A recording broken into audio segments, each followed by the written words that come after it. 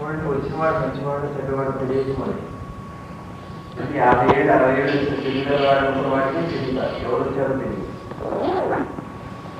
అదే మరి అంటే రాముడు అంటే తెలుస్తారు, వాళ్ళకి తెలియదా ఆ ప్రశ్న కాదు. ఇప్పుడు రాముడు మాయలేడు, ఆయన అక్కడ వెళ్ళారు, కృష్ణుడు అక్కడ వెళ్ళారు. ఆ అవతార తత్వం, ఈ అవతార తత్వం. ఈ అవతార తత్వంలో చిన్నతనం నుంచి పుట్టిన ముందు నుంచి ఆయన అవతారం మొదలైంది. పుట్టిన దగ్గర నుంచి మొదలైంది. అక్కడ ముందు తెలుసుకోవడం, ఏమైనా దారి పడటం, యశోద దగ్గరికి వెళ్ళటం, ఇవన్నీ కూడా ఆయన పుట్టుకతోనే ఆరంభమైంది. అట్లానే రాక్షసుడు వచ్చిన వాడు రాక్షసుని వీడిని చంపాలి అని సంహారం బకాసుడి దగ్గర నుంచి శకటాసుడి దగ్గర నుంచి మరి పోతున్న అందరు రాక్షసుని పుట్టగానే ఏవి ఎవరు డ్యాన్సులు ఆయనకు వచ్చింది రాక్షసుని చెప్పలేదు. అంత ఆయన అవతార విశేషం అక్కడి నుంచే మొదలైంది. అందుకని కృష్ణుడు విశేషం. ఆ తర్వాత మరి అంత కర్మలు కూడా ఎక్కడ చేస్తూ ఎవరిని రమ్మంట కానీ ఎవరిని వద్దంట కానీ ప్రత్యేకంగా ఆయనకు బాధ్యత పెట్టుకోకుండా చాలా తటస్థంగా ఉంటూ మొత్తం భారతీయుద్ధాన్ని భావతంలో మనకు కనపడుతుంది. ఆ తర్వాత కృష్ణ భగవానుడు మనందరికీ ఈ జీవితంలో మనం ఎటువంటి భక్తి అంటే ఏమిటి, యోగం అంటే ఏమిటి, మనం ధర్మం అంటే ఏమిటి, ఇట్లాంటి విషయాలని భగవద్గీతలో మనకి 18 అధ్యాయాల్లో మనకు అందించినటువంటి మహా చైతన్య స్వరూపం అది. కాబట్టి కృష్ణుడు అంటే కృష్ణ అంటే కృషి కలిగించేది, అతన్ని కృషి చేసేవాడని కృష్ణుడు అంటారు. అతన్ని సంతోషాన్ని ఇచ్చేవాడు కూడా కృష్ణుడు. అంటే అర్థమేంటి? కృషి చేయటం అంటే ఏమిటంటే శ్రమ. శ్రమ చేస్తేనే ఏదైనా ఫలం. వ్యాపారం కానీ, వ్యవసాయం కానీ, ఉద్యోగం కానీ, ఏ పనికైనా కృషి కావాలి. ఆ కృషి కారకుడు అంటే ఆ సంకల్పానికి కారకుడు. కాబట్టి కృష్ణ భగవానుడు సంతోషాన్ని ఇస్తారు, ఆయన స్మరణే విశేషం. అందుకని వారిని ఆదర్శంగా తీసుకొని మనం ధర్మం విషయంలో ధర్మం, వారు ఎక్కడ నడిచారో అట్లా నడుచుకోవాలి. అందుకని చెప్పారు, రాముడు నడిచినట్టు నడుచుకోవాలి, కృష్ణుడు చెప్పినట్టు చేయాలి. కృష్ణుడుగా నడిచినట్టు మనం చేయాలి. కృష్ణుడు వెళ్ళి వాళ్ళందరితో యుద్ధం చేశాడు, మామూలు వెయిటింగ్ చేస్తున్నాం, ఇప్పుడు కష్టమైంది, భారీ సాధ్యమైంది. కాబట్టి కృష్ణుడు చెప్పిన మాట, రాముడు నడిచిన మాట, ఈ రెండు మనకి ఆదర్శంగా తీసుకుంటే ఈ కృష్ణాష్టమికి మన ప్రయత్నం బాగా సిద్ధిస్తుంది. మన గమ్యాన్ని మనం తొందరగా చేరుకోగలం. చాలా కష్టంగా ఉండడం, గురువుగారు చెప్పిన కథలన్నీ వింటుంటే కృష్ణుడు చిన్నప్పటి నుంచి మరి మహాజ్ఞానిగానే ఉన్నారు, చివరి వరకు అట్లానే ఉన్నారు. ఎక్కడ తొందరపడ్డారు అక్కడ తొందరపడ్డారు, ఎక్కడ తొందరపడేది అక్కడ తొందరే పడ్డారు. చాలా సామాన్యంగా కూడా ఉన్నారు. తర్వాత నేను కృష్ణుడిని, నేను అవతార పురుషుని కదా, నాకేమి పూజలు, నా పురస్కారాలు, నా పిల్లల్ని నేనే సృష్టించుకుంటా, మరి నేను అన్ని నా అంతా నేనే రోజు చేసుకుంటాను అన్నారు. మన బాబా సినిమాలో చెప్పినట్టుగా తపస్సుని కానీ యోగాన్ని కానీ చాలా జాగ్రత్తగా వాడుకోవాలి. మన బంగారం షాప్ అనుకోండి, లేదా బట్టల షాప్ అనుకోండి, షాప్ మంది కదా తీసుకుంటారు. రోజు సపోజ్ హోటల్ ఉంది అనుకోండి, ఆ ఇడ్లీ చేసి పంపించిన రోజు అంటే చివరికి అక్కడ హోటల్ ఉండదు, ఏముంటుంది అది చేయడానికి కుదరదు. తపస్సు కూడా అట్లాంటిది. తపస్సును చాలా జాగ్రత్తగా తన కోసం కాక సంఘం కోసం. కృష్ణుడు మనవాడు ఇంట్లో నుంచి వెళ్ళిపోతే 2 ఏళ్ళు ఎదిగించారు కృష్ణ భగవాను, ఎక్కడ ఉన్నారో ఏంటో అని 2 ఏళ్ళు సైనికుడిని పెట్టి ఎదిగించారు. అదే మరి చిన్నతనంలో సాందీపుని కొడుకు వెళ్తే ఎక్కడో ఉన్న వాడిని తీసుకొచ్చి అది చేశారు. తన తపస్సు అంత గొప్పది, మరి అట్లా అంత సామాన్యంగా ఉన్నారు. మరి సంతానం కావాల్సి వచ్చింది. సంతానం కావాల్సి వస్తే శివుడిని తపస్సు చేసుకోవడానికి హిమాలయాలు వెళ్ళారు.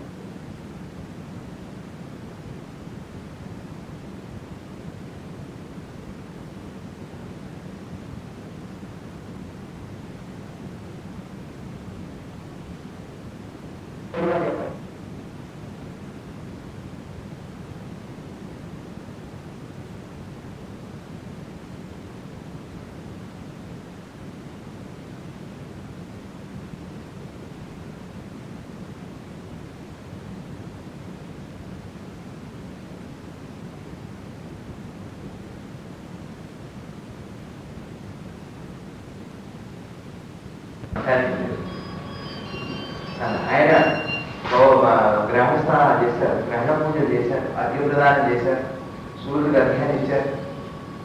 పిలిస్తే సూర్యుడు వస్తాడు ఆయన కావాలంటే. సకల 14 గుణగాండాలు ఆయన చెప్పు చేతుల్లో అంటే అనుసంధానంలో ఉంటాయి.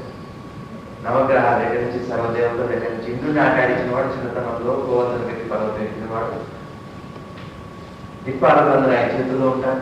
అట్లాంటి వాడిని ఆడించిన ఆయన. మరి ఆయన గురించి ఏంటి? మన కథ కూడా ఉంది. వినాయక చవితి కథలో చంద్రుడు చూశానని మళ్ళీ ఆ నింద నింద భారం చెప్పని మళ్ళీ వెళ్ళి ఆ నింద మార్పుకొని ఆయన మన రక్షకులు వేస్తాం. ఏమిటి అంటే గొప్ప చిన్నాన్ని కాదు, ఒక ధర్మం ఆదర్శాన్ని మనం తప్పకుండా నడుచుకోవాలి, దాన్ని గౌరవించాలి. మా నాన్న పూజ చేస్తున్నాడే నేను చేయలేదు, ఆయన చూసుకుంటానే నాన్న కూడా మనం కూడా వెళ్ళి దాన్ని పెట్టుకోవాలి. కాబట్టి మీరు అర్హత సంపాదించిన మనమే గుడి కట్టించాం, ఒక గుడికి దానం చేసాం, గుడి కట్టించాం, అక్కడ పోయి మర్యాద కోరుకో సామాన్యుడునే ఉంది. నేను గుడి కట్టించాననేది నాదే కాబట్టి నాకు పూర్వభూమం కావాలి, నన్ను మీరు గౌరవించండి, నన్ను మీరు చాలా ఆదరణ చూడాలంటే నేనే కట్టించాను కాబట్టి నేను దండం పెట్టాల్సిన అవసరం లేదు. ఎందుకంటే నేను కదా ఆయనకి అవనికినిచ్చాను, నేను నమస్కారం చేయగలిగా స్వామికి అని అనకూడదు. ఆయనే మరి అన్నాడు, నేను కదా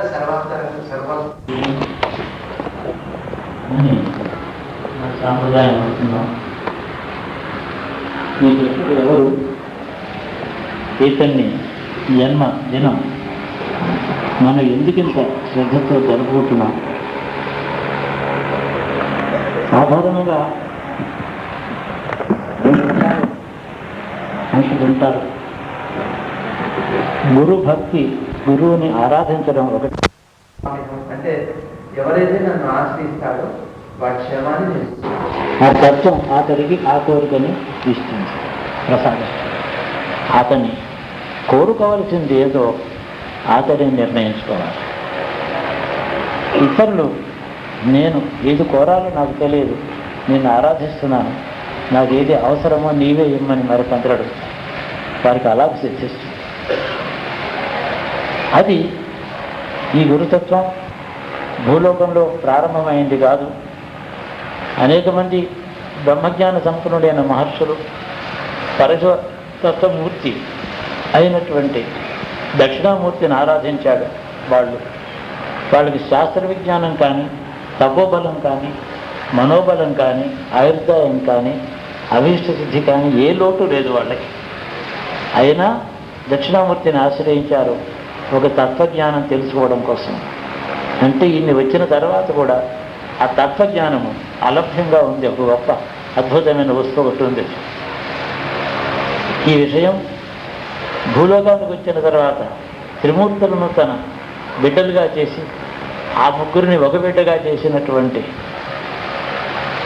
ఆత్రేయ మహర్షి, అత్రి మహర్షి పత్ని త్రిమూర్తుల్ని ఒకచోట చేర్చి వాళ్ళని గురువుగా మనకి ఆమె ఇచ్చింది. దత్తాత్రేయుడు అంటాడు.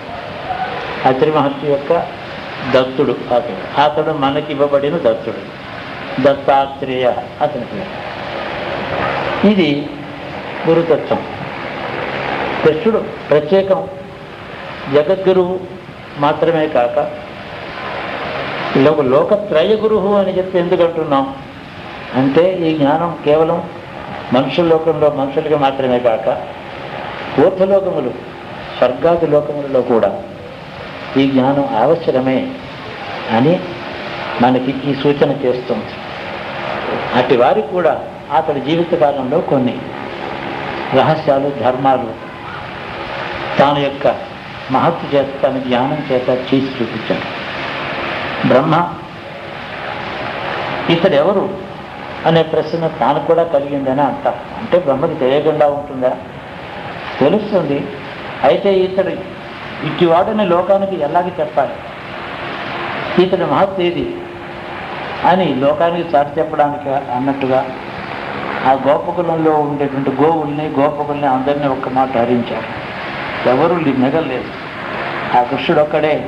కానీ అన్ని గోవులు, అంతమంది గోపకులు కూడా తాను ఒక్కడే ఇన్ని రూపాయలు తీసుకుని సాయం వేళకి అంది ఇళ్ళకి గోపకులతో ఈ గోవులు ఆలబందంతా కూడా ఇంటికి చేరేది. ఒకరోజు చేశాడు, రోజు చేయగలడా చూస్తాను అనుకున్న బ్రహ్మ 1 సంవత్సరం వేచి ఉన్నాడు. సంవత్సరం జరిగినా ఏ రోజు ఏ ఆవు, ఏ దూడ, ఏ లేక దూడ, ఏ గోపకుడు ఇంటికి రాకుండా లేడు. మామూలుగా జరుగుతూనే ఉంది ప్రపంచం. సృష్టికర్త అయినటు బ్రహ్మకి మాత్రమే సంకల్పం ఉంటుందని అనుకోకూడదు. బ్రహ్మకు కూడా సాధ్యం కానటువంటి అతడి సృష్టికర్త నాకు అన్నీ తెలుసు, నాలో జ్ఞానమే ఉన్నది, మాయ కాదు, మంత్రం కాదు, తపస్సు కాదు, యోగం కాదు, సంకల్పం. నా సంకల్పం చేతనే ఈ బ్రహ్మదేవుడు ఈ పని చేస్తున్నాడు అని లోకానికి చెప్పి బ్రహ్మదేవుడు కూడా అర్థమేంటి చెప్పాడు. ఈ విధంగా అత్యద్భుతమైన దేవేంద్రుడికి ఆయన పెద్ద బ్రహ్మాండమైన వర్షం కురిపిస్తే వాళ్ళందరినీ గోవర్ధనం కింద దాచి రక్షించారు. ఇంద్రుడికి ఒక పాఠం చెప్పాడు. అలాగే బ్రహ్మలోకానికి, ఇంద్రలోకానికి, మనకు అందరికీ లోకత్రయ గురువు అయినాడు ఈ విధంగా ఆయన. అట్టివాడిని మనం ఇవాళ ఆరాధన చేస్తున్నాం. మన అందరి సంకల్పాల్లోనూ ఒక జ్ఞానం కావాలని, ఒక శుభం జరగాలని, ఇట్లాంటి కోరికలన్నీ ఉంటాయి. ఈశ్వరుడు అడిగింది ఇవ్వడం మాత్రమే, అది ఈశ్వర స్వభావం. ఏది అడగాలో చెప్పడం గురువు యొక్క స్వభావం. ఈ రెండు పనులు చేసిన వాడు ఆయన ఒక్కడే. అట్టి విశేషమైనటువంటి మూర్తిని ఈనాడు మనం ఆరాధించుకుంటున్నాం. సరే, ఇంకా ఏం విషయం, ఈయన గురించి ఏం తెలుసుకోవాలి? మనం విభిన్నమైనటువంటి సంస్కృతులలో, భావములతో, మతములతో, అభిప్రాయాలతో, సిద్ధాంతాలతో, వైవిధ్యంతో మనం జీవిస్తున్నాం. ఏ నలుగురికి ఒక భావం, ఒక మతము, ఒక ఉద్దేశము కనపడటం లేదు. మనం అనేక పనులు చేస్తున్నాం. దేశానికి ఉదాహరణకి స్వాతంత్రం వచ్చింది, ఏం కావాలి అని ఒక గొప్ప నాయకుడిని అడిగితే నేషనల్ ఇంటిగ్రేషన్ కావాలంట. అంటే అందరూ ఒకటి కావాలని ఆయన ఉద్దేశం. ఏం చేస్తున్నారు అంటే, అదిగో కాన్స్టిట్యూషన్ ఒకటి మేము పెట్టాం కదా, అందులో అందరినీ సమానంగా మేము చూసాము, అది అందరూ అవలంబించేటట్టు చూడాలి. అయితే దాని సంగతి ఎవరికైనా తెలిసిన 100 కోట్ల జనాభాలో కాన్స్టిట్యూషన్లో ఉన్నటువంటి రహస్యములు, విషయములు ఎంతమందికి తెలుసు? ఆ పుస్తకాలైనా కళ్ళతో చూసిన వారు ఎంతమంది? మతములు భిన్నంగా ఉన్నంతకాలం ఎవరు మనుష్య మాత్రుడెవడు, లేదా ఒక సమాజం కానీ, ఒక సంఘం కానీ, ఒక రిజిస్టర్డ్ బాడీ కానీ, ఒక పార్లమెంట్ కానీ, అసెంబ్లీ కానీ, ఒక పార్టీ కానీ ఏది అందరినీ ఇంటగ్రేట్ చేయలేదు. అది తనందరికీ అనుభవంలో తెలుస్తున్న విషయం. మరి ఎవరు ఇంటగ్రేట్ చేయగలిగింది? ఎవరు ఇంటగ్రేషన్ సాధ్యమా కాదా అంటే, ఎవరి దృష్టిలో అందరూ ఒక్క సమానంగా ఉంటారో వారు మాత్రమే అందరినీ ఇంటగ్రేట్ చేయగలరు. ఒక గ్రంథంలో రాస్తే సరిపోదు. ఎవరి దృష్టిలో పశువులు, పక్షులు, మనుషులు, స్త్రీలు, పురుషులు అన్ని జాతుల వారు సమానంగా కనపడతారో అతడి దృష్టి చేత సమన్వయం సాధ్యమవుతుంది. అట్టివాడన్నమాట ఆయన. ఎలాగ చెప్తారు ఈ మాట? ఆయన 5000 సంవత్సరాలకు పూర్వం జన్మించిన కాలంలో మహర్షులు, యోగులు, జ్ఞానులు, యజ్ఞయాగాలు, క్రతువులు చేసినారు, అశ్వమేధాలు చేసినారు, రాజసూయం చేసినటువంటి క్షత్రియులు, గొప్ప గొప్ప మహామహులు, అనేక మంది తత్వవేత్తలు, అనేక వేల మంది, వందలు ఉన్నారు. కానీ ఎవరి మార్గంలో వారు ఉన్నారు. మీరందరూ ఒకటే మార్గం, ఒకటే ధ్యేయం, ఎలాగో నేను చెప్తాను అని చెప్పి అన్ని మార్గములను సమన్వయం చేస్తూ అన్ని తన దగ్గరికి వచ్చే దారులే అని చెప్పి గీతోపదేశంలో ఆయన ఘంటాబద్ధంగా చెప్పాడు. అన్ని మార్గాల్ని సమన్వయం చేశాడు కాబట్టి ఆయన గురువు అయినాడు. కర్మయోగం, కర్మ సన్యాస యోగం, జ్ఞానయోగం, భక్తి యోగం, ఈ విధంగా ఎన్ని మార్గాల్లో ఎంతమంది ఉన్నారో వీళ్ళందరికీ కూడా కర్తను నేను, ఈ మార్గాలకి ప్రవర్తకుని నేను, వీటికి ఫలాన్ని ఇచ్చేవాడిని నేనే, ఒకే వస్తువు అని చెప్పి అహం అని చెప్పి ఫస్ట్ పర్సన్ సింగులర్ అంటానే నేను చెప్పినవాడు అతడు ఒక్కడే.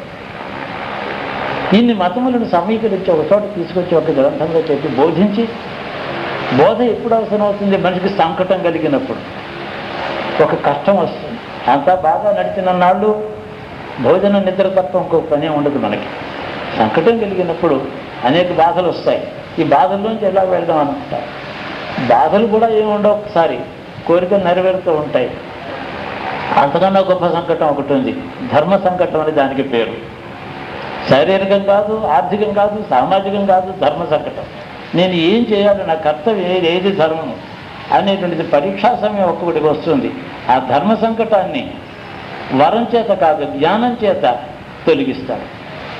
అడిగినవన్నీ ఇవ్వడం ఒక పరీక్ష, అడిగినది ఏది ఇవ్వకుండా ఉండడం మరొక పరీక్ష. ఆ విధంగా ధర్మ సంకటాన్ని కలగజేయడం అతడి సంకల్పం. ధర్మ సంకటం కలిగిన తర్వాత ఎవరూ అతడికి చెప్పలేని సమాధానం తాను ఒక్కడే చెప్పడం అతడి క్రియ. అందుకని జగద్గురువు అతడు. అర్జునుడు మన వంటి సంకటంలో మన అలాంటి రోజు అనేక విధాలుగా చూస్తున్నాం. ధర్మ సంకటం వస్తుంది, కార్యంలో అపజయం కలుగుతుంది, కోరికలు నెరవేరవు, కోరికలు చావవు. ఈ రెండు ఇంతకన్నా సంకటం ఏమిటి? ఏ కోరిక నెరవేరదు, కోరిక చావదు. ఇంతకన్నా సంకటం ఏమిటి? మరి ఏం చేయాలి నేను? ధర్మ సంకటం అంటారు దాన్ని. ధర్మబోధ.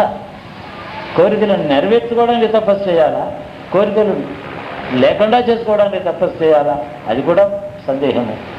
అలాంటి సందేహాలన్నింటినీ నివారించినటువంటి ఒకనొక సృష్టి మొత్తానికి, యావత్ మానవ జాతికి, భవిష్యత్ అన్ని యుగములకు సరిపడేటువంటి, అన్ని మతములకు, అన్ని జాతులకు సరిపడేటువంటి ఒకనొక సమాధానం అతడు ఒక్కడే చెప్పగలిగినాడు.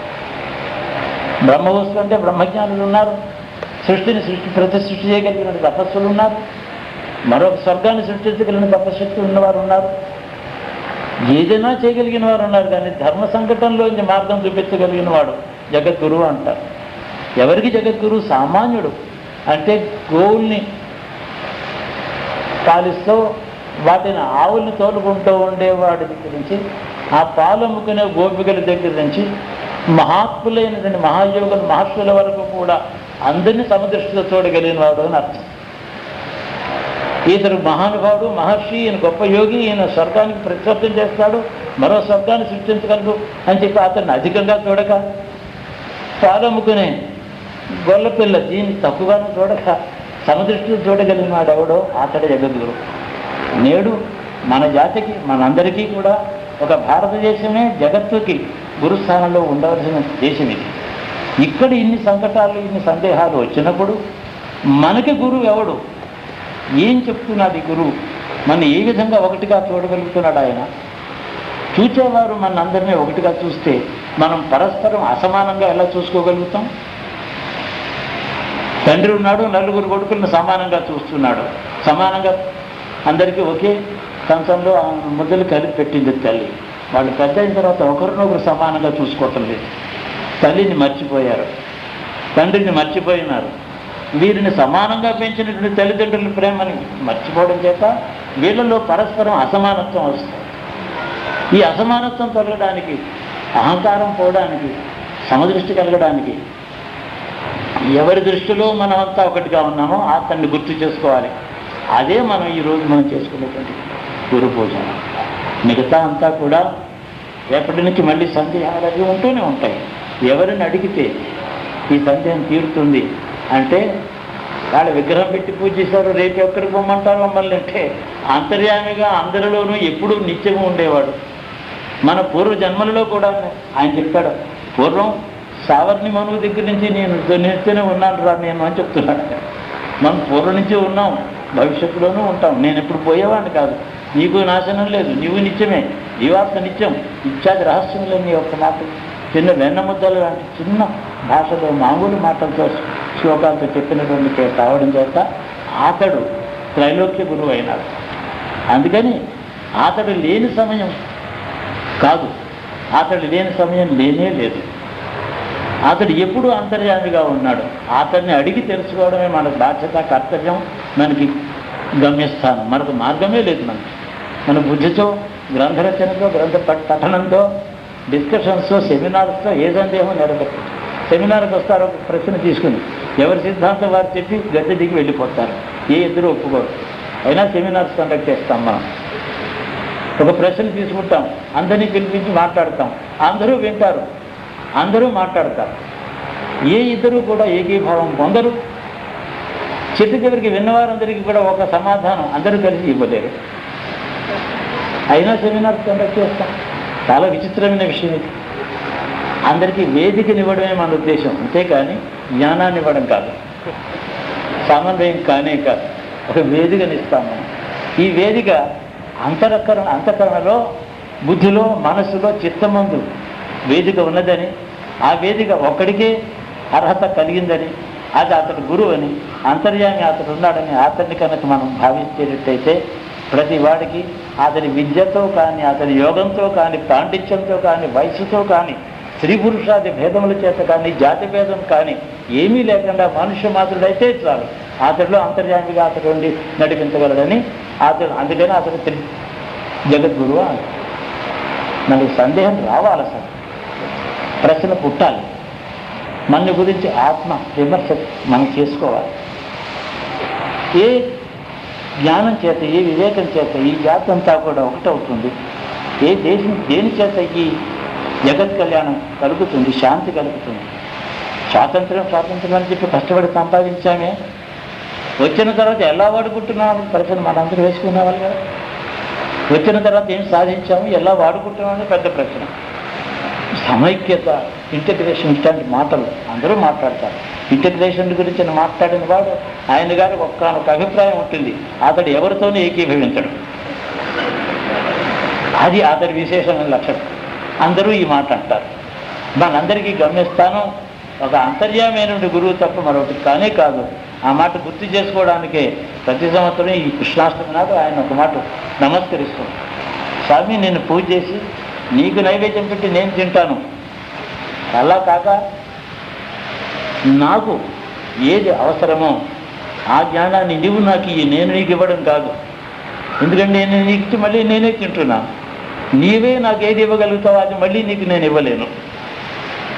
అందువల్ల నీవు నాకు జ్ఞానబోధ, అంతర్యామిగా ఒక చేతి వెలుగు, ఒక దీపం నువ్వు నాకు ప్రసాదించు. కాబట్టి ఈ భారతదేశంలో అన్ని మతాలు, యోగము, సన్యాసము మొదలైనవన్నీ కూడా సమన్వయం చేసే గ్రంథంలో చెప్పిన తర్వాత ఏం జరిగింది? 5000 సంవత్సరాల్లో 1000 సిద్ధాంతాలపై ఇన్ని గ్రంథాలు పుట్టాయి, 1,00,000 గ్రంథాలు పుట్టాయని వెళ్ళిపోయిన తర్వాత ప్రతి వారు తమ సిద్ధాంతాన్ని రూఢిగా అందరికీ చెప్పడం కోసం గ్రంథం రాశారు. ఆయన సమన్వయం వీళ్ళు ఒప్పుకోలేదన్నమాట. అందులో ఏ వాక్యం తనకి పనికి వస్తుందో, తనకి బాగా రుచిగా ఉందో దాన్నే ఉత్కర్ష చేస్తూ పెద్ద గ్రంథాలు రాస్తున్నారు. కానీ ఒక చమత్కారం జరిగింది. ఆయన సిద్ధాంతాలు విభిన్నంగా కనపడడం, ఆయన ఉద్దేశం ఇదని చెప్పి నేనే చెప్తూ ఉండడం, అది కాదని ఇంకొకరు నన్ను ఖండించడం, ఇలా జరుగుతూ ఉండగా ఒక విషయం ఏంటంటే చమత్కారం, ఆబాల గోపాలానికి కేరళ నుంచి కేదారం దాకా అన్ని గుజరాత్లో, కేరళలో, ఆంధ్రలో, కర్ణాటకలో, తమిళనాడులో, పంజాబ్లో, బీహార్లో, త్రిపురలో అన్ని చోట్ల ఆయన మాత్రం పూజ్యుడవుతున్నాడు. అది ఇంటగ్రేషన్ అంటే. ఈ అద్భుతం ఆయన ఒకడే చేయగలిగారు. త్రిపురలో అక్కడికి వెళితే వాళ్ళు చేసే కృష్ణ పూజ, వాళ్ళ నాట్యం, సంగీతం. మణిపూర్కి వెళితే వాళ్ళ సంగీతం, వాళ్ళ నాట్యంతో ఆ కృష్ణుడిని ఆరాధిస్తారు. కేరళ వెళితే వాళ్ళ భాషతో ఆ కృష్ణుని వాళ్ళు ఆరాధిస్తారు. గుజరాత్ వెళితే వాళ్ళ భాషతో, వాళ్ళ వేషంతో ఆయన ఆరాధిస్తారు. తెలుగు వాళ్ళు ఆరాధిస్తారు, తమిళులు ఆరాధిస్తారు, కర్ణాటక దేశస్తులు ఆరాధిస్తారు. అందరికీ అందరు పూజ్యుడైనారు. అదే మన అదృష్టం. మనకు గొప్ప అదృష్టం అంతే. ఆయన్ని మాత్రం మనం మనవాడిగా అందరూ ఒప్పుకున్నాం కాబట్టి ఆయన సిద్ధాంతాలు అర్థం చేసుకునేందుకు తర్వాత రెండో ప్రయత్నం చేయాలి. నిన్ను మాత్రం మేమంతా ఒప్పుకున్నాం, నీ సిద్ధాంతాల గురించి మేము వాదించుకుంటున్నాం అని మనం ఆయన ముందు ఒప్పుకోవాలి.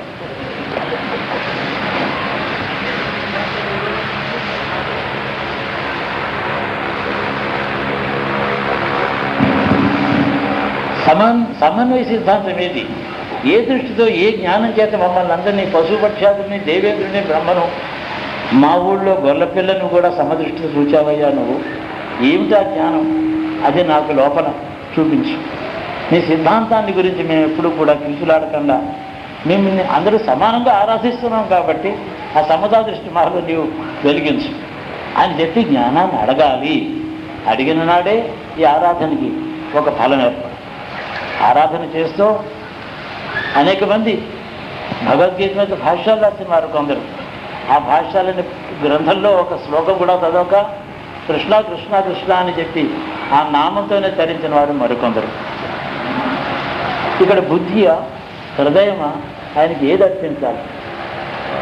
ఏది అర్పిస్తే మళ్ళీ బుద్ధి వక్రం వెళ్ళదో, హృదయంలో సంస్థాపన చేసుకుంటే మళ్ళీ బుద్ధిలో భేద దృష్టి పుట్టదో అతి హృదయాన్ని ఆయనకి సమర్పించడమే మనం చేయం. కానీ బుద్ధితో అతన్ని అర్థం చేసుకోవడం కాదు, అతడు మనలోనే వెలుగు చూపించవలసిన శక్తి అతడిలో ఉందని మన ఆరాధనకి ఫలం పొందే దృష్టితో అతన్ని ఆరాధించాలి. అతన్ని మీరాబాయి కానీ, మరి పురంధరదాస్ కానీ, త్యాగరాజు కానీ, ఎవరైనా సరే ఆయన్ని ఆరాధించినప్పుడు మోక్షం కోసం, జ్ఞానం కోసం ఆరాధించారు. మనకి నేడు ఒక చిన్న తేడాతో ఆయన్ని ఆరాధించారు. మన అందరిలోనూ సమతాభావం, దేశంలో క్షేమము, ద్వేషరహితమైనటువంటి మానవ సమాజం కోసమని మమ్మల్ని ఏం చేయమంటావు? ఇహము పరము అని రెండు ఉన్నాయి. పరం అంటే మోక్షం. మన ఇహంలోనే అజ్ఞానంతో అంధకారంలో కొట్టుమిట్లాడుతున్నాం. కాబట్టి ఈ లోకంలో సమతా దృష్టి విజ్ఞానం ఏది ఇస్తావో ముందర మమ్మల్ని సమతా దృష్టితో మమ్మల్ని అనుగ్రహించు. ఏది ప్రాంగణం దాటిన తర్వాత మోక్ష ప్రాంగణానికి, జ్ఞాన ప్రాంగణానికి అడుగు పెడతాను, దానికి పూర్వమైనటువంటి ఈ అంగణంలో నన్ను అనుగ్రహించి ముందుకు నడిపించు అని చెప్పి మానవత్వాన్ని మాకు నేర్పమని ఆయన అడగడం మొదటిది. అది ఐహికమైనటువంటి మహాఫలం. ఆ తర్వాత మనకి ఆయన మతంతో సంబంధం లేదు. దృక్పథం ఒకటి అయితే మీరందరూ నాకు ఒకలాగే కనబడుతున్నారు, మీ మతాలతో నాకు సంబంధం లేదు అని అనగలిగిన నాడు, దేశాన్ని కూడా అర్థం చేసుకోగలిగిన నాడు, హింసకి ప్రతిహింస కాదు, అవగాహనే గొప్పది.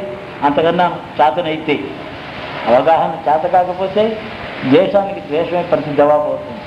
అంతకన్నా ఉన్నత స్థానానికి వెళ్ళడం ఎలాగా? ఈ విషయాలన్నీ మనకి తెలుసుకోవడానికి గొప్ప సమన్వయ దృష్టితో ఉండేటువంటి అతడు, ఆ యాదవుడు, అతన్ని మనం గురువుగా భావించి ఇహంలోనే మాకు జ్ఞానప్రసాదం చేయమని మీరా లోకం అంతా కూడా వదిలిపెట్టింది. మహాభక్తులు లోకాన్ని తిరస్కరించారు. నాకు భోగాలొద్దు, రాజ్యాలొద్దు, సుఖాలొద్దు, సంతానాలొద్దు, కీర్తి వద్దు, భూషణాలొద్దు అన్ని వదిలిన తర్వాత ఆయన్ని ఆశ్రయించి మోక్షాన్ని పొందారు. మనం ఇక్కడ ఉండి ఇక్కడ సుఖంగా శాంతితో జీవించడానికి మార్గం మొదట ఆయన్ని అడిగి తెలుసుకున్న తర్వాత ఒక మంగళప్రదమైన ఒక శుభాకాంక్ష, శుభాన్ని కోరేటువంటి తెలివి, జ్ఞానం, వివేకం, మోక్షాన్ని కోరగలిగిన శక్తి, సమర్థత, అర్హత అప్పుడు వస్తాయి. ముందర ఇహంలో అతన్ని గురువుగా మనం కోరుకోవాలి. అట్టి స్థితిని అతడు మనకు అంతర్యామిగా మనకు ప్రసాదించాలి అని వారిని మరొక మాట వేడుకుంటున్నాం. తాను ఇంటిగ్రేట్ చేయగలిగాడు, తన బోధలు ఇంటిగ్రేట్ చేయలేకపోయాడు. అది మన లోపమా, ఆఖరి లోపం అంటే ఏదో పెద్ద తేడా మనలోనే ఉంది. ఆయన్ని అందరూ ఆరాధిస్తూ నామం పెట్టినవారు ఒకరు, అడ్డంగా విభూతి పెట్టినవారు ఒకరు, ఇద్దరికి కృష్ణుడు దైవమే, కానీ వీరిద్దరికి ఒకటి మనసులు కలవటలే. ఎక్కడో ఉంది తేడా. ఈ రోగాన్ని మాలోంచి తీసేసేమని ఆయన అడుగుతూ ఆయన ఆ విధమైన గురువుగా ఆరాధించుకుంటూ మనంతా ఒకటి కావాలని నేను కోరుతున్నాను. శివో రక్షతు, కృష్ణో రక్షతు, జగత్రయ గురు. అందరూ కూడా అన్ని భాషల్లోనూ పాడారు. అందరూ కృష్ణుని గురించి పాడారు. గుజరాతీ భాష కానీ, కన్నడ భాష కానీ, తెలుగు, మలయాళ భాష, తమిళము, సంస్కృతము, ఇన్ని భాషల్లోనూ ఒకడే ఉన్నాడు. అది దృష్టి మనకు కావాలి అని ఈ సంగీతంలో ఒక ఆహ్లాదకరమైనటువంటి ఒక భావన అనిపించారు. అందుకని వీళ్ళందరికీ కలిపి ఒకటే పేరు నాద భారతి అని. అంటే నాది భారతి కావాలి వీళ్ళని విన్న తర్వాత. అందుకోసం వీరందరినీ ఒక మాట, ఆ కృష్ణానుగ్రహం వీళ్ళందరూ కలగాలని మా కుటుంబంలో ఎప్పుడు వీళ్ళందరూ నిత్యం కనపడుతూ ప్రబుద్ధమానంగా మంచి కీర్తి, సంగీతంలో నిష్ణాతులై ఈ కృష్ణ భక్తి ఈనాడు వాళ్ళు చేసినటువంటి గానంలో మనకు ఎటువంటి సుఖాన్ని, శాంతిని ఇచ్చారో ఆ శాంతి ఇతోధికంగా వాళ్ళలో మళ్ళీ కలగాలి. ఆ కృష్ణుడు వీళ్ళని నిత్యం అనుగ్రహించి రక్షించాలి, ఆవిర్భాగ్యాలు ఇవ్వాలి, భక్తి మార్గంలో వాళ్ళకి అంతర్జ్యోతిగా కనపడాలని భగవంతుని వేడుకుంటూ వాళ్ళని మళ్ళీ ఆశీర్వదిస్తున్నాం.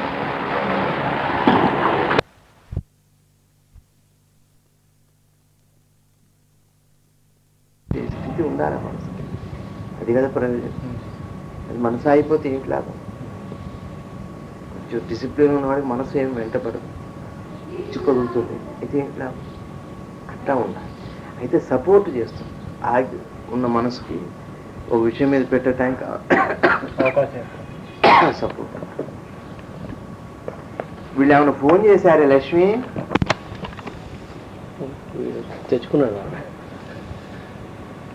వాటికి కంటిన్యూషన్ ఏంటి?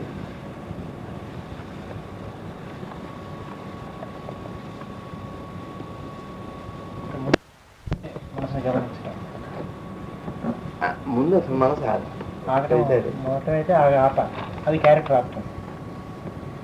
గమనించడమే సాధన, అది సాధన అవుతుంది. ఇప్పుడు చెవు ఇటు తీసుకొచ్చి ఇట్లా అనుకుంటారు. చెవు దీనికి ఏమిటి ముఖ్యమైన ఈ చెయ్యం క్యారెక్టర్ డెవలప్మెంట్. ఫస్ట్ క్యారెక్టర్ నిమ్మడం గుణం. అప్పుడు ఏమైందంటే అప్పుడు ఆ దృష్టితో ప్రశ్న వేస్తే ఆ సమాధానం ఉంటుంది. ఎందుకంటే దాని కాన్షియస్నెస్ దానికి ఉంది, దీని కాన్షియస్నెస్ దీనికి. మనసుకుండే ఎరుకు మనసుకుంది, దానికి ఉండే ఎరుకు దానికి ఉంది. దానికున్న ఎరుకులు ఈ మనసు ఎరుకు పోయి కలుస్తారు. అయితే మరి దాని ఎరుకకి ఏముందంటే ఏ గుణం ఉంది. దాని ఎరుకతో ఈ సృష్టి అంతా ఉన్న ఎరుకని మనసుతో తెలుసుకోండి, అక్కడ మనసుతోనే కలిగించుకోండి. లేగానే దానికంటూ ఒక ఇండివిజువల్ ఎరుక అట్లా ఉండదు.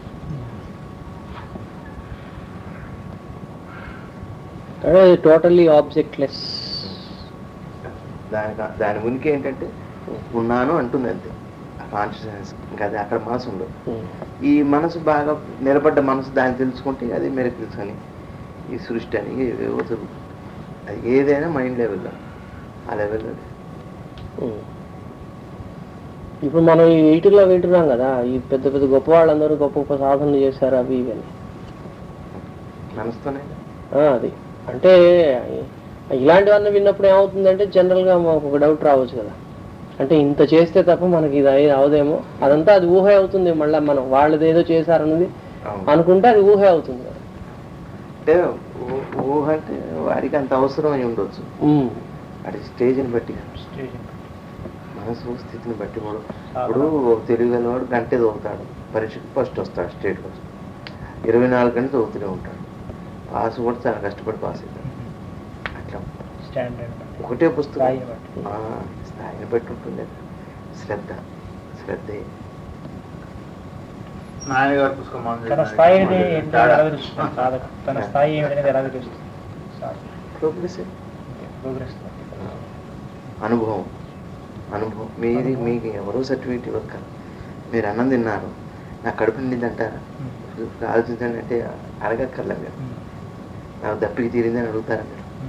మీ అనుభూతి తాగగానే ఎంత ఎక్కడ ఆపాలో ఏ ఒక చుక్క కూడా ఇంకెక్కువ తీసుకోలేదు. సో ఈ అనుభవాలు అనేవి స్థాయి తెలియడానికి ఉపయోగపడతాయి. ఎక్స్పీరియన్సెస్ అన్ని కూడా తన స్థాయిని తెలుసుకోవడానికి అంతే. ఎక్స్పీరియన్స్ అసలు ఏం ఉపయోగం? ఎక్స్పీరియన్స్ అన్నది ఎందుకు అసలు చెప్పండి. ఇప్పుడు హోటల్లో ప్లేట్ మీల్స్ అన్నారు. ఆ ప్లేట్ మీల్స్ అంటే మామూలు వాడికైనా బాగా తినేవాడికైనా చాలకపోయినా మినిమం, అది మినిమం రైస్, అది మినిమం. ఆ ప్లేట్ మీల్స్ అన్నది మామూలు వాడికి కూడా సరిపోతుంది. బాగా తినగలిగిన వాడికి చాలకపోవచ్చు, కానీ తక్కువైతే కాదు. బాగా తినగలిగిన వాడికి ప్లేట్ మీల్స్ ఇంకో 4 రెట్లు తినొచ్చేమో, కానీ అప్పటి వరకు అయితే వాడిని ఇబ్బంది పెట్టకుండా ఆపగలుగుతుంది. ప్రాణం పోషించడానికి సరిపోయే మినిమం. అందుకని ఇది ఎందుకు పెట్టారంటే యూనివర్సలైజ్ చేశారంటే ఇంకోటి కామన్గా. కాబట్టి మీ అనుభూతి ఉందనుకోండి, నేను చేశానని మీరు నాకు చెబుతున్నారు కాబట్టి, ఓహో ఇది ప్రూవ్డే కాబట్టి నేను కూడా చేద్దాం, వారు చేద్దాం, ఇట్లా నలుగురు కోసమే తప్పితే ఎక్స్పీరియన్స్ మీకు ఎక్స్పీరియన్స్తో పని ఏం చెప్పాలి? మీ అనుభూతి మీకే ఉండదా? అసలు మీ అనుభూతి మీకు అనుభవంగా ఉన్నప్పుడు ఇంకెవరి కోసం అని అంటే ఇతరుల కోసం. ఎవరు నేను ఇటు చేస్తున్నాగా నాకు కల్పవృక్షం దర్శనం అన్నారు అనుకోండి, ఓ అవుతుందేమో అట్లా. అవేమి నెసెసరీ అయితే కాదు, అదేం కనపడక్కర్లేదు. క్రాస్ చెక్ చేసుకోవడానికి వెనక్కి తిరిగి చూసుకోవాలి.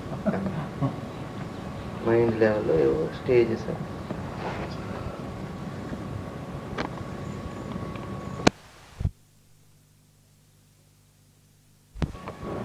స్పృహతో ఒకదాన్ని అనుభవించాలని కలిగినటువంటి తీవ్ర స్పృహ నేను, అది నేను లేదు. మీరు నిద్రపోతున్నారు, దాహం అవుతుంది, మెలకు వస్తుంది, మంచినీళ్ళు సీసా పక్కనే ఉంది. ఇప్పుడు నాకు దాహం అవుతుంది, నేను నీళ్ళు తాగాలి, భలే అని చెప్పి వంగాలి, నేను కుడి చేతి కింద పెట్టి తీసుకొని అప్పుడు ఆ నీళ్ళు లేదు, ఎక్కడ ఉంది, పక్కన చేయి వెళ్తుంది, నేను తాగుతారు అంటే నిద్ర, నేను ఎక్కడ నాకు దాహం అయింది అని చెప్పుకుంటామా? నీతో పని ఏంటి? మీ అనుభవానికి అప్పుడు మీకు నేనేంటో చూడండి, ఒకసారి ఆగింది, అప్పుడు నేను ఉంటుంది, ఓన్లీ కాన్షియస్నెస్ అవసరం తీర్చుకోవడం మాత్రం అంతే. అదే పక్కన ఎవరన్నా ఉన్నారనుకోండి, దానికి సంబంధించిన టాపిక్ని బట్టి నేను పెరుగుతాను. అంటే అర్థం ఏంటి? అప్పుడు ఎందుకు అట్లా కూడా ఉంటుందని అంటే ఉంటుంది, 10 మంది పడుకుంటాం, మన దగ్గర మినరల్ బాటిల్ ఉంది, వాటర్ బాటిల్, మనమే నీళ్ళు లేచి తాగుతున్నాం, అందరు చూస్తుంటాం. సో నేను వచ్చేస్తుంది, నేను ఒక్కడిని తాగుతున్నాను కదా mineral bottle, Finley mineral bottle. అంటే కష్టమా అంటే ఏమవుతుంది? కష్టం అంటే అసలు నేను పోయి కానీ నేను పెరుగుతాను, కానికి పనికిరాని నేను పెరుగుతాను.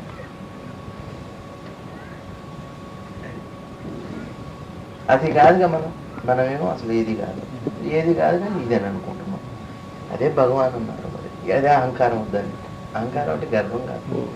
అయితే ఏంటంటే ఈ నేను పెరుగుతున్నా కొద్దీ దాంతో పాటు దానికి బలాన్ని పోషించాలని ఒంగోలు జాతికి పోటీ లేకుంటారు. ఎందుకు అయితే ఎంతలా ఉంటే ఉపయోగం? అదే ఇది ఈ ఒంగోలు గీతను పెంచినట్టు పెంచుతుంటుంది. నేను వీడిని బాగా హుషారు చేయించడం, వాడిని సంతోషపెట్టడం, వాడు సంతోషపెట్టుకోవడం, వాడిని పోల్చుకోవడం. ఆహా నీకు కదరా అంటాడు, సినిమాలో కూడా చూపెట్టుకోవాలి, నీ అదృష్టం పండిందిరా అంటాడు అద్దం దగ్గరికి వెళ్ళి. ఓ హీరో సెల్ఫ్తో మాట, నీ అదృష్టం పండిందిరా, అది నువ్వు ఏంటో అది నీ మొహానికి, నీ కారు, నీ సూటు అని అంటాడు. నేను అనేది వాళ్ళకి అంత తెలియదు, కానీ విషయం అయితే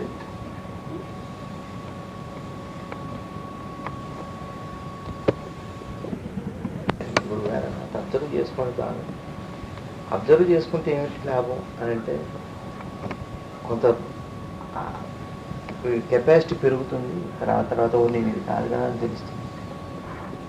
నాకు గురుగారి పక్కన ఉంది, గురుగారి పక్కన చాలాసేపు గడిపే కానీ నన్ను నేను గమనించుకుంటూనే ఉన్నాయి, ఏమైనా అహంకారం వస్తుంది, అసలు ఎట్లా ఏంటి, ఏం రక్షణ ఏంటి, గురుగారు తీసి అక్షంతలు నాకు ఇచ్చారు, నువ్వు కూడా వేయాలి అన్నప్పుడు ఎట్లా ఉంది నా మైండ్, ఇవన్నీ చేసుకుంటూ వెళ్తున్నాను. ఏమిటి ఇప్పుడు తెలిస్తే నెక్స్ట్ టైం నేను నన్ను కరెక్ట్ చేసుకునే అవకాశం ప్రయోజనం. ఎక్కడ నాకు అహంకారం పెరుగుతుందో నాకు తెలుస్తుంది. కాబట్టి దాన్ని చిన్నగా ఫస్ట్ వివేకం చేసుకొని 10 రోజుల పాటు దాని కొంచెం చిన్న ఎక్సర్సైజ్ చేస్తే, తప్పు కదా అట్లా ఏంటి ఇట్లా ఏంటి అని 4 రోజుల పాటు మీరు అనుకుంటే, నెక్స్ట్ టైం మన ఎట్లాంటి సిచ్యువేషన్లో మీకు అహంకారం రాదు. మనకి ఇంపార్టెన్స్ ఇచ్చారా అని అనుకున్నా, అది గమనించలేదు, ఇంక ఇది పెరిగిపోతుంది. ఇక గురువుని కూడా గురువు మీద కోపం ఏవో వస్తాయి కదా, దయ ఎట్లా ఉంటుంది, మనుషులు కదలికలు అబ్జర్వ్ చేస్తాం, చాలా బాగా క్లీన్గా అబ్జర్వ్ చేయాలి.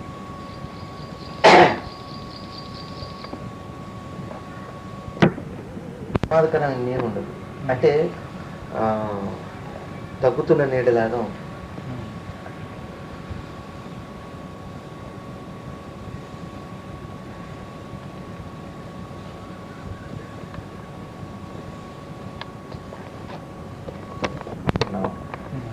అంటే కావాలని మౌనంగా ఉంటున్నాం, సహజమైంది, ఇవన్నీ తెలుస్తాయి అబ్జర్వేషన్. ఇప్పుడు సహజంగా నాకు నేను దూరంగా ఉండటం లేదు, గురువుగారిని మనం పోకూడదు, దూరంగా ఉంది అని ప్రతిక్షణం అనుకుంటూ ఉండటం లేదు. సహజంగా ఏం పట్టినట్టు ఒక మామూలు మైక్ సెట్ వాడు లేకపోతే గురువుగారి గురించి తెలియని వాడు ఎట్లా అట్లా ఉండగలుగుతున్నావా? ఇదే ఫలానిచ్చి, అంతేగాని కావాలని ముండి పట్టుబట్టి పువ్వు కరెక్ట్ కాదు. క్యాజువల్గా ఉండొచ్చు, లేకపోతే ఇక్కడ నేనే ఉంది కానీ ఏది వద్దనుకుంటున్నామో అదే ప్రస్ఫుటంగా ఉంది. అట్లా మారడానికి ఇది స్టేజ్ కాదా? అబ్జర్వేషన్లోనే ఉపయోగం. అది మీ ఇంట్లో ముందు ఇలా ఉంటే కదా అలా మాట్లాడతాం అంటే అందుకనే మనం గమనించమనే దానికి ఉపయోగం అది అంటున్నాను. ఇట్లా తెలుస్తుంటే మీకు ఓ సహజం ఇంకా నేను సహజంగా లేను, ఇంకా తేడా ఉంది, కొంచెం మార్చుకుందామని మాట్లాడాలి. గమనింపులోనే స్టేజ్ స్థాయి మారుతుంది. లేకపోతే ఇదే ఒరిజినల్ అనుకుంటాం. అర్థంలాగా ఉపయోగపడుతుంది. అర్థం ఏం చేయగలదు మీరు ప్రత్యేకంగా? ప్రతి స్థాయిలోనూ గమనింపుతోనే ఉండాలి ఎప్పుడు. మనసును గమనిస్తాం. అన్ని మనం ప్రతిదీ మంచి కానీ చెడు కానీ ప్రతి క్షణం గమనించాలి. ఈ అనుభూతిని కూడా మనం దానికి పెద్ద వాల్యూ ఇవ్వకూడదు. నాకు ఇవాళ ఈ అనుభూతి ఏంటి అని అన్నామంటే అనుభూతి కాలంలో కర్మకు సంబంధించి జరిగిన ఒక ఇది కాబట్టి అట్లాంటి కర్మ పదే పదే రిపీట్ అవ్వాలని ఎక్కడ వాళ్ళు మీకు యాత్ర వెళ్ళారు పడుకుంటే నరసింహ కల్లో కనపడ్డాడు. ప్రతిసారి మీరు కల్లో నరసింహ మీరు వెళ్ళినప్పుడు కళ్ళు కనపడాలి లేదు. కాబట్టి దీనికి ఇంపార్టెన్స్ ఇవ్వలేదు అనుకోండి, దానికన్నా ఇంపార్టెన్స్ ఇట్లా చిన్న చిన్న అబ్జర్వేషన్లో బయటపడుతుంది.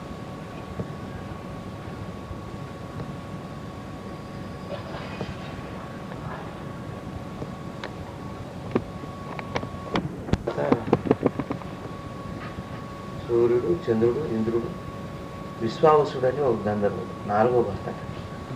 ఆ భర్త తర్వాత 5వ భర్త ఈయనట ప్రతి స్త్రీ.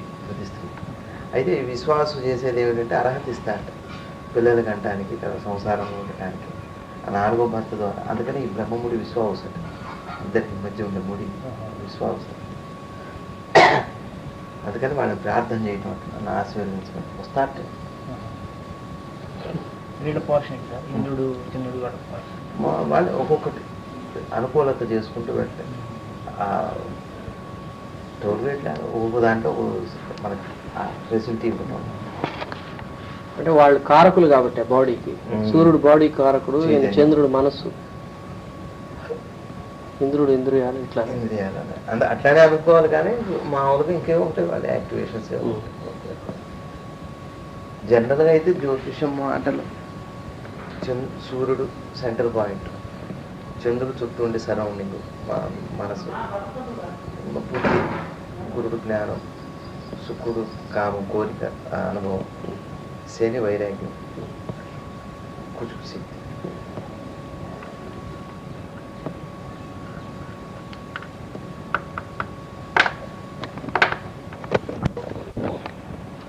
ఇప్పుడు మీరు పూజ బాగా కుదురుతుంది ఏదో రోజున, మీకు కూడా అనుభవం. ఆ రోజున కాసేపు ఎక్కువసేపు చేసుకుందాం అనుకుంటారు, చేయలేదు. ఆ ఆనందంలో బయటకు వచ్చేటప్పటికి వెంబటే ఏదో వార్తో అదేదో మేము నాకు ఉంటా పూజ చేసుకుంటే ఎంతో అట్లా గడపాలని ఉంటుంది. యువతల ఫోన్లు, ఒక పక్క జనాలు, వెయిటింగ్, ప్రశ్నలు, ఆశిస్సులు, స్పరిశనాలు, పరిశనాలు, పెద్ద పెద్ద మాట, గాంధీ భాష. వీడిని ఎక్కడ వాడిని ఉండనిస్తుంటారు. వాడికి వీడికి లేకపోయినా వాళ్ళే పెంచుతారు విత్తనం. అబ్బో అంటారు, నిజమేనదా ఉంటాడు. పెంచుతారు, పడేస్తారు, అన్ని చేస్తారు. వాళ్ళు పడేరు, పెంచితే చాలు.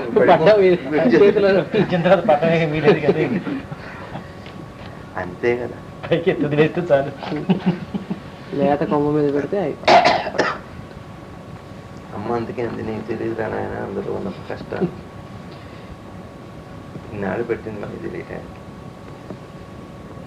చెట్టు నాకు గైడ్ చేసిన వాళ్ళు పెద్దవి మేస్టారు అన్నారు అక్కడికి, నీకెందుకు రాయన మనకేమో తెలియదే. ఇవన్నీ ఉంటాయి ఇంటర్మీడియట్ వయసులో.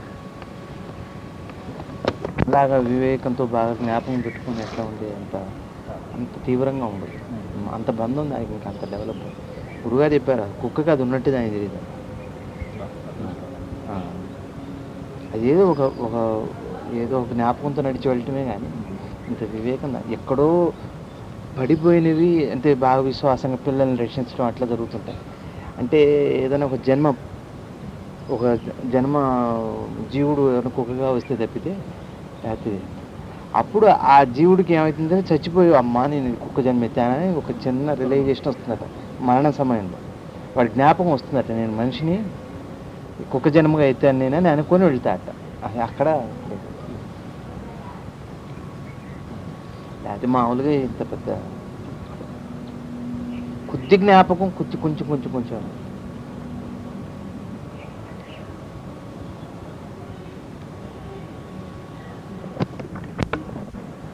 ఇంద్రియ నిగ్రహాన్ని సంపాదించుకోవాలి, అది ఇదని చెప్పేసి మహాత్ములు చెప్తున్నారు. దీనికి ఏదన్నా ఒక ట్యాబ్లెట్ లాంటిది ఇస్తే తయారు చేయగలిగితే ఎవరన్నా బాగుండనిపిస్తుంది. ఎందుకంటే ఎంత చెప్పినా కానీ, ఎన్ని చదివినా కానీ, ఎంత చేసినా కానీ అది కామక్రోధ లోభాలు మదమాత్సర్యాలను విజృంభిస్తూనే ఉంటాయి.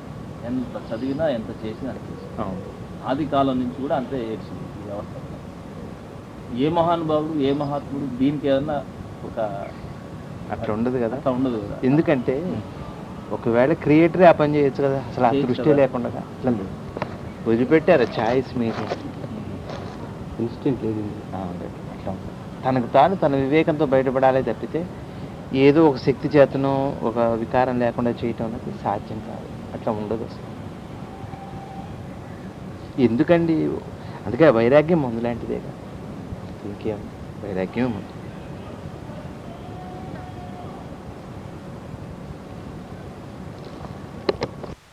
కూడా దాని మీద దృష్టి రాకుండా ఉండటం, అవకాశం ఉండి కూడా దాని మీద దృష్టి రాదు. ఈ మాట చెప్పాడు, వికారహేతో సతి విక్రియంతి ఏషాం న చేతాంశ తయ్యేవధీరా. శివుడు తపస్సు చేస్తూ ఉంటే హిమవంతుడు పార్వతిని మీకు సపరేలు పంపిస్తారని అంటాడు. అప్పుడు నందీశ్వరుడు అంటాడు, స్వామి స్త్రీ సాంగత్యం మరి మీకు ఏం పర్వాలేదు, అలా ఉన్నప్పుడే నిగ్రహంగా ఉంటే అది గొప్పతనం, కానీ ఏమీ లేకపోతే గొప్పతనం. సంపదలో ఉండి బీదరికం గొప్పది, కానీ బీదరికంగా ఉండి వైరాగ్యం అంతే పెద్ద విశేషం. ఇంకా విశేషం కాదు, కానీ యథవులకి మార్గం అదే. తెలియకపోవచ్చు బాబు. మళ్ళీ అంటే ఎట్లా ఉంటుందంటే, ఒక సింహాన్ని చూసి జంతువులు దాక్కున్నట్టుగా తాత్కాలికంగా రేపు మళ్ళీ అట్లాంటి ఆశ కలిగితే మళ్ళీ విజృంభిస్తాడు వాడు. వైరాగ్యంలో అవకాశం ఉండదు. ఉన్నాడు కాబట్టి అప్పుడే దాటాడు. ఇంకొకటి వీడికి ఏంటి, ఇప్పుడు నిర్లిప్తత వచ్చింది, మళ్ళీ అవకాశం వచ్చిందని మళ్ళీ అంత స్థాయిలో వేస్తాడు డబుల్ స్పీడ్తో. ఇక వాడిని ఎవరు ఆపటం వాడి వల్ల కాదు. సుపద ఏమిటంటే జన్మే మందు, కష్టమే మందు.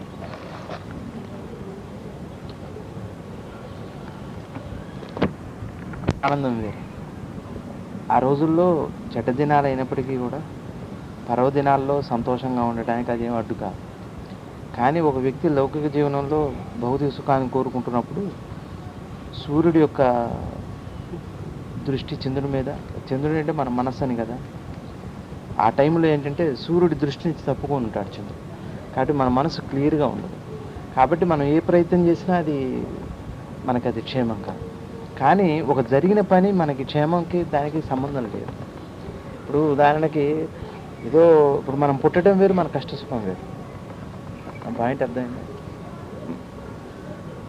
ఉదాహరణకి వినాయక చవితి రోజు మనం సంతోషంగా ఉండటానికి లేదు, వినాయక చవితి రోజు మనం పని మొదలు పెట్టడానికి సంబంధం లేదు. ఈ సక్సెస్ వేరు, ఆ ఆనందం వేరు. కాబట్టి భగవంతుడు ఆ దినాల్లో వచ్చారంటే ఆయన డిజైన్ వేరే అది. కానీ మనం లౌకిక కర్మలో చేసేటప్పుడు ఈ దృష్టి, అంటే ఇప్పుడు మీరు ఇటు ఉన్నారు, దృష్టి బాగుంది, మీరు అటు చూడాలంటే మన పక్కకు చూడాల్సి. ఆ టైంలో ఏంటంటే సూర్యుడిని చంద్రుడు పక్కకు ఉంటాడు, అంటే మన డిగ్రీస్లో తేడా ఉంటుంది. అందుకని ఈ రిక్టర్జీలు ఆ టైంలో మన మనసు క్లియర్గా ఉండదు, పని కూడా సక్సెస్ఫుల్గా ఉంటుంది. ఇది వేరు, ఏర్పడ్డది వేరు, ఏర్పరచుకునేది వేరు. తేడా లేదు. ఏర్పడ్డదానికి ఏర్పరచుకునేదానికి తేడా ఉంది కదా.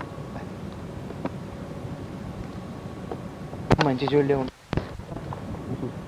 డిజైన్. కొత్తగా ఆలోచించి చూస్తే కృష్ణాష్టమి కానీ మీరు తీసుకున్న బ్యాడ్ తిథుల్లో వచ్చిన ఏ దేవత కూడా సుఖపడ్డది ఎక్కడుంది చూడండి.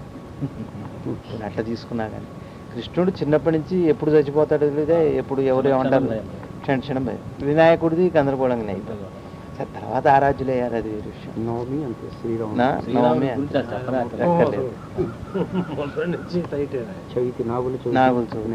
మీరు ఇవన్నీ తీసుకుంటే చివరికి మళ్ళీ ఇండికేషన్ ఏమిటంటే అది ఏర్పాటు, అది అంతే. అది డిస్ట్రక్షన్ ఉంటుంది అక్కడ, వాళ్ళ చేత అది జరిగింది. కాబట్టి మన వర్క్లో కూడా అది ఏర్పడి కొంచెం జాగ్రత్తగా ఉంటే మంచిది. ఇదంతా ప్రకృతి అనుభవంలోకి వచ్చేంతా కూడా. ఉదాహరణకి మీకు ఒక సోడా తాగుతున్నా అనుకోండి, ఆ సోడా తాగటంలో చతుర్థి ప్రకృతి అవుతుంది, ప్రకృతికి సంబంధించిన విషయం. అంటే ఇంపార్టెన్స్ని బట్టి మనం చూస్తున్నాం. అంటే ఎట్లాంటి వాడికి ముహూర్తం కావాలి అంటే ఏదైతే విశేషంగా ఆధారం ఏంటుందో అట్లాంటి వాటికి మాత్రం మనం ఇక ప్రతి చిన్నదానికి డైలీ రొటీన్గా చేసే వాటికి మన ముహూర్తం అనేది ఉండదు. ఇప్పుడు ఒక డాక్టర్ ఉన్నాడు, సర్జరీ చేయాలంటే అవసరాన్ని బట్టి చేయటం ముహూర్తం వెళ్తాడు, కొన్నిటికి ముహూర్తాలు లేదు, అత్యవసరం కానప్పుడు దానికి చేసుకొని ఏర్పాటు చేసుకొని అది ఏదో అది డెస్టినీని. అందుకని అమ్మ అంటారుగా అయింది ముహూర్తం కానీ పెట్టింది కాదంట జిల్లేడు. అలా ఏ వికారం లేనటువంటి ఒక స్థితి ఏదైతే ఉందో దాన్ని అనుభవించాలనుకోవటం, తను తాను అనుభవించటం. కాబట్టి అది కోరిక ఎందుకు అవుతుంది? మోక్షం అంటే అర్థం ఏంటి? అన్నీ పోగా మిగిలింది మోక్షం. మోక్షమే మోక్షం అంటే అర్థం ఏంటి? వాడు కొత్తగా వచ్చింది ఏం లేదు, ఇచ్చింది కూడా లేదు, పొందింది లేదు. తను ఉన్నదాన్ని తను సంపాదించుకున్నాడు. ఏ కోరిక ఎందుకు అవుతుంది? కోరిక అంటే అర్థం ఏంటి? వాడికి లేనిది ఎవరో ఇచ్చేది అయితే అప్పుడు కోరిక అవుతుంది. ఆ స్థితి కోసం ఎదురు చూపండి, ఒకటి రావాలని చెప్పి తపన పడుతున్నాను.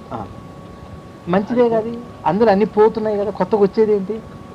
ఆశపడదు కాదు. ఇప్పుడు మీరు అన్నది బాగానే ఉంది, దానికోసం ఎదురు చూపు ఉంది అంటే అర్థం ఏంటి? ఆ ఎదురు చూపులో కూడా కొత్తగా వచ్చేదే కదా, తను ఉన్నదాన్ని తను తెలుసుకుంటున్నాడు అంతే. కొత్తగా మళ్ళీ సంపాదించుకునేది ఏం లేదు, అది నేను. తర్వాత ఇంకో రకంగా తీసుకున్నా, రేపు సపోజ్ ఏదైనా వచ్చింది అనుకోండి, ఆ వచ్చింది దానివల్ల అతనికి రేపు భవిష్యత్తులో ఏదొచ్చినా పుణ్య పాపాలు రెండు కూడా ఇబ్బంది.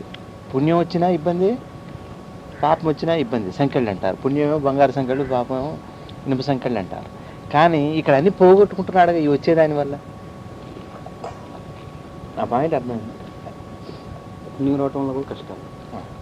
ఆ పుణ్యం తీరేంత వరకు వాడు అనుభవించి వెళ్ళాల్సింది. ఇప్పుడు నేను వద్దన్నా కానీ చేతులు సంఖ్యలు వేసి వాడి జర్నీ చేసి అదంతా అనుభవించి కానీ పోవాల్సి, లేదా పుణ్యాన్ని ఎవరికైనా దానం చేయాలి. ఇప్పుడు రాఘవేంద్ర స్వామి అంతే కదా, దానం కూడా మళ్ళీ పుణ్యమే అవుతుంది, కానీ నిష్కామంగా చేసిన దానం వల్ల ఇంకా అది ఈ సబ్జెక్టులో మిగులుతుంది. అంత గొప్పదైన అందుకనే గురువు అట పుణ్యం కూడా ఎక్కువ చేయనివ్వడు, అడ్డ అవుతుంది. మీరు అన్నమాట అడ్డే అవుతుంది, కానీ చేయనివ్వడు పుణ్యం కూడా. అది మితమైన పుణ్యమే చేయిస్తాడు. మీ ఇంటికి ఎప్పుడు పడితే బిచ్చగాడు రాడు, గురువు అనుగ్రహం ఉంటే. బిచ్చగాడిని దానేవాడు, ఎంత చేయాలో అంత పుణ్యమే చేయిస్తాడు మీ చేత, ఎక్కువ పుణ్యం చేయించాడు. ఎందుకంటే మళ్ళీ రేపు మీరు మళ్ళీ మీ ప్రయాణం గడ్డేది. కొద్దిగా మీరు చేస్తున్నాను అన్న స్పృహతో చేస్తే మళ్ళీ పుణ్యంగా మారుతాం. అక్కడ వాడు దాటిన వాడికి నేను చేస్తున్నా అని చేయడు, ఆ పుణ్యం ట్రాన్స్ఫర్ అయిపోతుంది. సింపుల్. నేను చేస్తున్నా అని చెబితే మళ్ళీ చేసిన పుణ్యం మళ్ళీ యాడ్ అవుతుంటుంది. ఎవరికి యాడ్ అవ్వాలి? పాపం యాడ్ అవునప్పుడు పుణ్యం ఎట్లా యాడ్? హత్య చేస్తేనే అంటున్నప్పుడు మీరు చేసిన పుణ్యం మాత్రం ఎట్లా అంటుంది?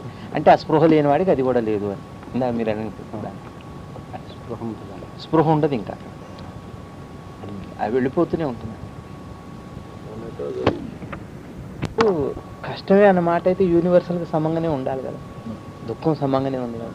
మరి దుఃఖం సమంగా ఉంటే మరి అందరూ చచ్చిపోయినప్పుడు ఏడుస్తున్నారు. బంధం లేకపోతే సొంత తండ్రి ఉంటాడు, ఎక్కడో పెరిగాడు చిన్నప్పటి నుంచి, తండ్రి చచ్చిపోయింది కబురు వస్తుంది, అసలు పెద్దగా దుఃఖం ఉండదు. ఏంటి అంటే మరి మరణం ఏడుపు అయితే ఉండాలి కదా.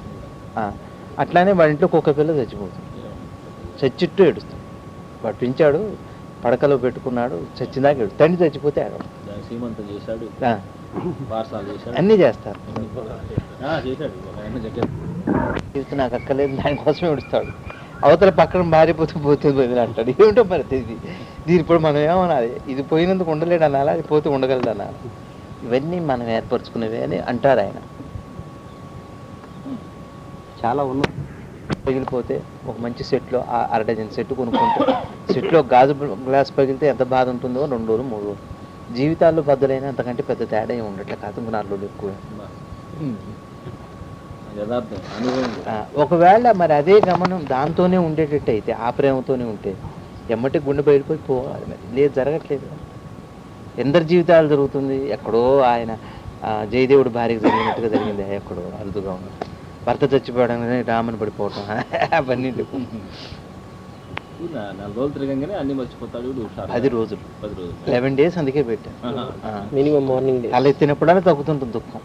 అగో వాళ్ళు వచ్చి ఎమ్మెల్యే గారు ఒకసారి గబుక్కుని అడవటం, మళ్ళీ ఎమ్మెల్యే గారు వచ్చారు, మన ఇంటికి వచ్చారు, వెతుక్కుంటున్నాడే తప్పితే నిజంగా ఆశ్రయ కాదు. ఒకవేళ ఆశ్రయ అయ్యేటట్టయితే అనాథలు ఎప్పుడు పోవాలి. మాట చెప్పండి. ఇప్పుడు మరి మొన్న జగ్గేపేట తల్లిదండ్రులు ఇద్దరు ఆత్మహత్య చేసుకుని చచ్చిపోయారు. సంతోషం ఎందుకైంది? సహజమైంది కాదుగా. అట్లా లేదు, సమంగా లేని సత్యం ఎట్లయితుంది? పంచదార మీరు తిన్నా నేను తిన్నా తీయగా ఉండాలి, అది సత్యం. మరి సంతోషం ఒకవేళ మీకు రేమండ్ సంతోషాన్ని ఇస్తే మరి నాకు కాటన్ సంతోషాన్ని, మరి అప్పుడు రేమండ్ సత్యమా? ట్రూత్ కాదు, ట్రూత్ ఓన్లీ ఫ్యాక్ట్. ఇవన్నీ కూడా ట్రూత్స్ కాదు. అది నేను చూడండి, ఆ పిల్లలు చంటి వాళ్ళు రెండు నిలబడట్లేదు, దుఃఖం నిలబడట్లేదు, సంతోషం నిలబడట్లేదు. నువ్వు మన కళ్ళ ముందే మనకున్న ఈ 30 years లైఫ్లోనే ఎన్నో జరిగిపోయింది మన సొంతంగానే, ఏది నిలబడలేదు. ఇక ముందు కూడా నిలబడలేదు. ఇక ఈ సత్యం గుర్తుపెడితే ఏంటంటే అటాచ్మెంట్ తగ్గుతుంది. అంతేగాని సంతోషపడొద్దంటలో దుఃఖపడటం. గురువుగారైనా బాధపడతారు, ఏడుస్తారు, ఎవరైనా ఏడుస్తారు. ఎంతసేపు అంటే తాత్కాలికం తెలిసి ఆ తాత్కాలికమైన కథలకి సినిమా చూసి ఏడ్చినట్టుగానే ఉండాలి తప్పితే జీవితం సినిమాకి ఏం తేడా చెప్పండి. అంతే అయినవి కోరుకుంటుంది మనసు, మరి విశేషాలు లేవు మనకి. విశేషాలు ఏం లేవు. ఇంకెక్కడ ఉత్సాహం వస్తుంది మనకి? విశేషమే కాదు, ఏదో ఒక ఉత్సాహం అంటే ఏంటి బాబా? చెప్తాను. ఒక బ్రాహ్మడికి ఏదో ఒక అట్రాక్షన్ ఉంటుంది, అట్రాక్షన్ చేత ఈ మనసు వస్తుంది. అట్రాక్షన్ పోగానే ఉత్సాహం పడుతుంది. దాని చుట్టూ ఎక్కడో వీడికి టేస్ట్ ఏదో ఉంటుంది, అది తీరంగానే ఇంకా దాని మీద ధ్యాస రాదు. ఫ్యాసినేషన్ లేదు అంటే ఏంటి? డిస్టేస్ట్ డెవలప్ అయినట్ట అంతే. ఇక అది ఏముంది ఏముంది పాటలు పాడేవాడిని. ఇప్పుడు ఎస్పీ హస్బెండ్ చుట్టూ నలుగురు కూర్చొని ఒక పాట పాడింది అంటే చూద్దాం మళ్ళీ ఇప్పుడు అనబెట్టుకుని అంత అర్జెంట్. ఎందుకంటే వేల మంది పొగిడి అలవాటు. ఈ నలుగురు పొగిడితే ఆయనకి ఏం ఆనకపోవచ్చు. సపోజ్ ఒక క్లింటన్ లాంటి వాడు అమెరికా వాడు పిలిస్తే ఒక్కడున్నా పాడతాడు. అదే ఉత్సాహం అంటే టేస్ట్ లెవెల్లో ఎక్కడో వాడికి తగ్గ ప్రమాణం కనపడాలి వాడికి, అప్పుడు ఇది ఉత్సాహంగా ఉంటుంది. ఆ ప్రమాణం లేకపోతే వాడికి మా పిల్లలు చేశాడు వచ్చాక ఇంతే లేదనిపిస్తుంది, అంతకంటే ఇంకేదైనా చూస్తాడు. ఇంకా అంటే మోహం తగ్గినట్టుగా తగ్గలా ఆ విషయంలో ఇంకోటి వెతుకుతున్నాడు, దాని స్థాయి మించి వెతుకుతున్నాడు. అది నేను స్థాయి ఇంకా కొంచెం పెద్ద స్థాయి. అందుకని ఏం చెబుతున్నానంటే అట్లా చూడకండి, విషయంగా చూడండి, ఎప్పుడు సమంగా ఉంటుంది. ఇక్కడ ఆగదు, అప్పుడు హాయిగా ఉంటుంది అంటున్నాను. ఇప్పుడు పెద్ద తేడా అనిపించింది. యోగి బట్టలు ఇప్పుకొని పడుకొని ఉంటే ఎట్లా పడుకోగలిగా అన్నాడు. అట్లా ప్రశాంతి నువ్వు పడుకుంటా ఉన్నాడు. యోగి ఎవరు? అలెగ్జాండర్ వస్తే అలెగ్జాండర్ గ్రేట్ సముద్రం ఒకటి చూసి నువ్వు ఎట్ట ఇప్పుకొని పడుకున్నావు అన్నాడు. ఆ ప్రశ్న తీసే నువ్వు పడుకుంటా ఉన్నావు, లక్ష అడ్డు పెట్టుకొని నువ్వు అడుగుతున్నావు కదా. నీ కీర్తి, నీ రాజ్యం, నీ సంపద, నీ సైనికులు, సిగ్గు, అభిమానం అన్నీ అడ్డు పెట్టుకుని ఈ ప్రశ్న వేసావు. అది తీసేయి, సింపుల్. ఉండదు అంతే. చక్కగా తీసాడు కూడా తీస్తే ఇంకేముంది.